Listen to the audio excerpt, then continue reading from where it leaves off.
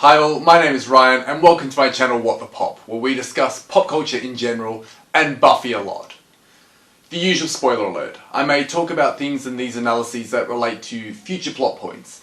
So if you haven't seen all of Buffy at least once and don't like spoilers, I suggest you like the channel, then come back once you've seen it all. So I was supposed to be doing my analysis of Innocence, but I haven't finished writing it yet. I had planned on doing this video, though, after my analysis of Innocence, so I've just switched around the order. Basically, when I wrote my analysis for Surprise, I had included a discussion on the racial issues with the Gypsy Curse. Because as I've said before, while we praise Buffy for how groundbreaking and deep it was, we do have to acknowledge and address when it wasn't. I decided I was going to include that in a larger discussion on the racial issues with Buffy in general, but ultimately I decided that other people have written, particularly about the black racial issues with Buffy, better than I could ever cover it. So given I'm not Romani, why do this one then? Well, I just haven't seen it covered anywhere, and I think a lot of people may not even know that it's an issue given that a Gypsy Curse is such a well-used trope in fiction. I wanted to focus on this form of racism specifically because I think it's a form of racism that a lot of us wouldn't necessarily recognise as racism if you had never read about it. Now, I have to confess something here. It wasn't until I was probably 10 or 12 that I found out that gypsy actually referred to a group of people. Initially because of the way gypsies are portrayed in Western media. In fantasy literature especially, which is mostly what I read, I thought gypsies were a fantasy trope and didn't have any basis in the real world.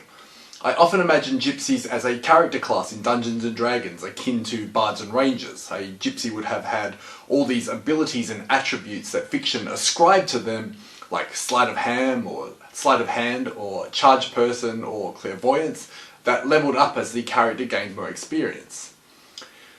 Jessica Reedy, in her article on Romani power in sci-fi and fantasy, wrote, "In America, I find that more often than not, the racism I experience is predicated on the idea that my Romani heritage is not a heritage at all, but rather that we're lifestyle criminals, or drifters, or storybook creatures akin to vampires or elves. We wield curses, steal children for nefarious purposes, tell the future, cast enchantments, and play tricks of seduction to take innocent white folk for every red cent they have." After I found out it was based on real people, when I heard people referred to as gypsies, I thought it was a lifestyle, that of a travelling nomad. So I thought anyone could be a gypsy if they lived that nomadic lifestyle. And it's that image that is reflected in a lot of pop culture, in songs like Fleetwood Mac's or Shakira's Gypsy, or in looks or outfits or costumes that use gypsy chic that women trundle off to Coachella in. And I believe in some English law that actually uses the word gypsy, that's also what it refers to, that nomadic travelling lifestyle.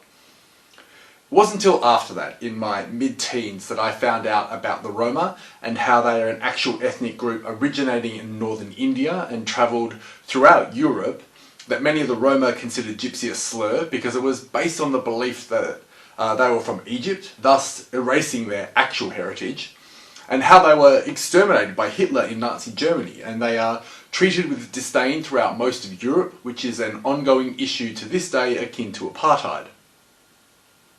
So given that background, by the time I first watched Buffy and they mentioned a Gypsy Curse, I was already aware of the negative connotations of that word. When they introduced Uncle Enyo of the Culture Rush people, I thought they might address some of that, but no, Uncle Enyo himself calls him and his people gypsy, and the whole thing casts a negative aspect on Jenny's character, and it does this in a number of ways. First, this is new information to us. At no point so far has Jenny appeared to be part of the Romani people. There has been nothing to suggest this was her history, and nothing to indicate she was there to watch Angel. In fact, her actions to this point have been quite supportive of Buffy and Angel being together. The Buffy writers usually do a great job of planning, but this was one of those occasions where it is clear that this wasn't in their initial plan. This is confirmed by Joss here. Jenny Calendar was not originally a gypsy. We, the writers and I, thought that would be neat and solve a lot of problems and be interesting. Angel still suffers. We try and leave things open for characters. We tend not to tell everything about a character until we need to, because it leaves openings like this. It made for a nice drama that she had actually been working against the group, unbeknownst to them. So as a result, we get this supposed Roma history shoehorned into the character. On the commentary for Innocence, Joss basically said that they used the Gypsy Curse because it was a classic trope, and it wouldn't have the same ring about it if they called it a Danish curse. He said they used it because it enabled them to take a number of disparate story threads and at least make them into something that was somewhat cohesive. Hence why you get speeches like this one. To the modern man, vengeance is a word, an idea. Payback. One thing for another, like commerce. Not with us. Vengeance is a living thing. It passes through generations. It commands. It kills. Buffy loves him. And now she will have to kill him. Unless he kills her first. Uncle, this is insanity! People are going to die. Yes. It is not justice we serve. It is vengeance. You're a fool. We're all fools. Sure, it makes absolutely no sense logically, but from a narrative perspective, it at least ties things together and gives them a means for Angel to lose his soul. But the issue is that gypsies have a number of negative connotations and stereotypes attached to that name, particularly gypsy women. And now we're being told that Jenny is a gypsy woman. So we have to analyse everything we know about her through this gypsy trope. And filtering Jenny through this new lens makes her racially problematic. Dr. Ian Hancock, a Romani scholar at the University of Texas, writes in The Origin and Function of the Gypsy Image in Children's Literature, Romanis turn up with some frequency, never as characters who happen incidentally also to be gypsies, but because they are gypsies, and because they serve a specific purpose. This purpose has, broadly speaking, three manifestations. The gypsy as liar and thief, either of property or of non-Romani children, the gypsy as witch or caster of spells, and the gypsy as romantic figure. Yana of the Kelderosh people is all three, liar, witch, and romantic figure. There has been no mention of her past prior and no mention of her role here, but this season has been one of lies and revelation, so while this paints her with the liar stereotype, the revelation also fits with one of the themes of the season, so we can kind of skip over this one. We learn, however, that she was sent here to spy on Angel and ensure that he still suffers and he isn't going to experience that one moment of true happiness. So she just turns up at Sunnydale High as a computer science teacher, which begs the question, what happened to the old computer science teacher? For while it was possible that the non-Roma Jenny Calendar may have been the computer science teacher for a while, long before Buffy and Giles arrived, the Roma Yana of the Calderosh people only came to Sunnydale to monitor Angel, and Angel only came to Sunnydale for Buffy, and Buffy came in the middle of the school year. So there had to be a computer science teacher who was ousted for Jenny to take that position. One of the stereotypes of gypsies that often accompanies the thief stereotype is that they are murderers.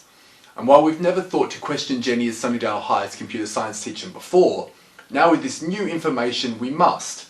And in light of Uncle Enyo's speech that it is vengeance we serve, not justice, and given the lengths they are seemingly going to ensure Angel still suffers, it wouldn't be beyond the stereotype and the show's portrayal of Uncle Enyo for murder to have been involved to get Jenny in that position. We already know that Jenny is a techno-pagan, and now have the information that she is a gypsy witch. And she has demonstrated abilities, able to cast the Circle of Kalis within the internet, casting bones for divination, and able to read portents of an apocalypse. And now her monitoring Angel and his curse all feeds into that negative stereotype of gypsies as witches and casters of curses.